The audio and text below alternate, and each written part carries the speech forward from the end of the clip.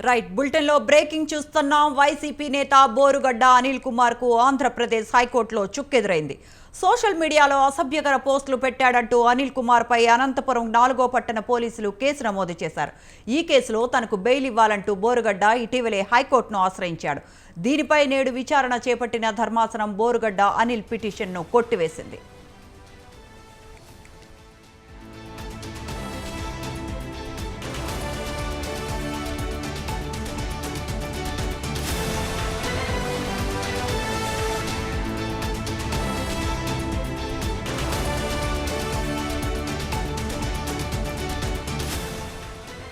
విచారణ సందర్భంగా petitioner Borugadda social మీడియాలో అసభ్యకర పోస్టులు పెట్టడమే పనిగా పెట్టుకున్నారా అంటూ న్యాయస్థానం ఘాటు వ్యాఖ్యలు చేసింది.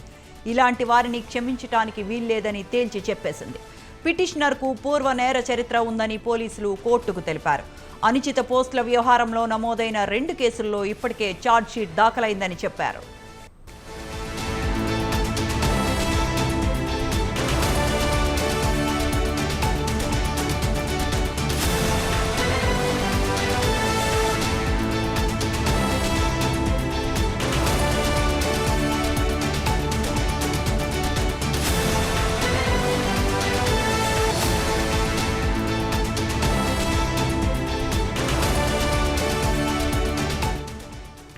వైసీపీ నేత బోరుగడ్డ అనిల్ కుమార్ కు ఆంధ్రప్రదేశ్ హైకోర్టులో చుక్కెదురైంది.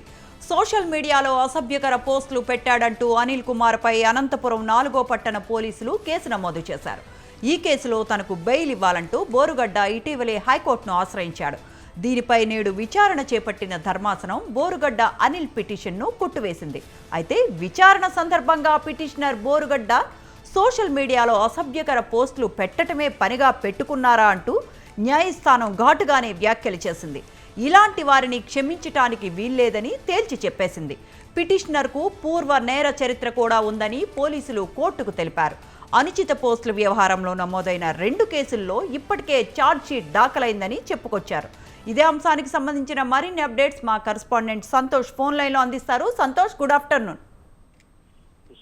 ఏదైతే గత 5 సంవత్సరాల్లో ఏదైతే మొత్తంలో కూడా కీలకంగా వ్యవహరించినటువంటి బోరుగడ్డ అనిల్ ఇప్పుడు ప్రస్తుతం తాజాగా చూసుకున్నట్లయితే కనుక సోషల్ మీడియాలో ఏదైతే అసభ్యకరమైనటువంటి పోస్టులు పెట్టారో, ఇప్పుడు కూటమి ప్రభుత్వం అధికారంలోకి వచ్చిన తర్వాత ఇటు సోషల్ మీడియాలో ఇటువంటి పోస్టులు పెట్టిన వారిపై అయితే కనుక కఠిన చర్యలకైతే కనుక రంగంలోకి దిగినటువంటి పరిస్థితులు నెలకొన్నాయి. అయితే ఈ నేపథ్యంలోనే ఇటు బోరుగడ్డ అనిల్ చేసినటువంటి ఈ పోస్టులపై అయితే కనుక ప్రభుత్వం సీరియస్ అవ్వడం, అదేవిధంగా అరెస్ట్ చేయడం, దీంతో పాటు కొన్ని కీలకమైనటువంటి కేసులు కూడా ఇటు బోరుగడ్డ అనిల్ పై నమోదు చేయడంతో ఇక పోలీసులు అయితే కనుక విచారణ చేపట్టడం జరిగింది. అదేవిధంగా అదుపులోకి తీసుకొని ఇటు పూర్తి స్థాయిలో పోలీస్ స్టేషన్ కి తీసుకెళ్లి విచారణ కూడా కొనసాగిస్తా ఉన్నారు. ఇక ఈ నేపథ్యంలోనే బోరుగడ్డ అనిల్ సైతం కూడా తనకి బెయిల్ ఇవ్వాలంటూ కూడా హైకోర్టును ఆశ్రయించడం జరిగింది. హైకోర్టులో సైతం కూడా బోరుగడ్డ అనిల్ కి చుక్కెదురు రావడంతో పాటు ఇక న్యాయస్థానం సైతం కూడా కొన్ని కీలకమైనటువంటి ఘాటైన వ్యాఖ్యలు కూడా జరిగింది. బోరుగడ్డ అనిల్ ను ఉద్దేశించి ఏదైతే ఇటు విచారణలో ఉండగానే ఇటు సోషల్ మీడియాలో ఈ పోస్టులు అసభ్యకరమైనటువంటి పోస్టులు పెట్టడం, అదేవిధంగా ఇటువంటి వారిని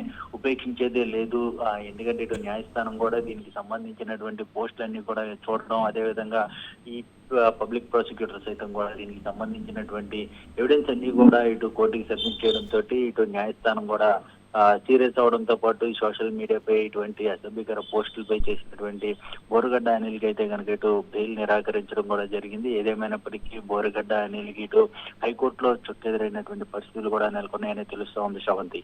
right Santosh, thanks for the updates.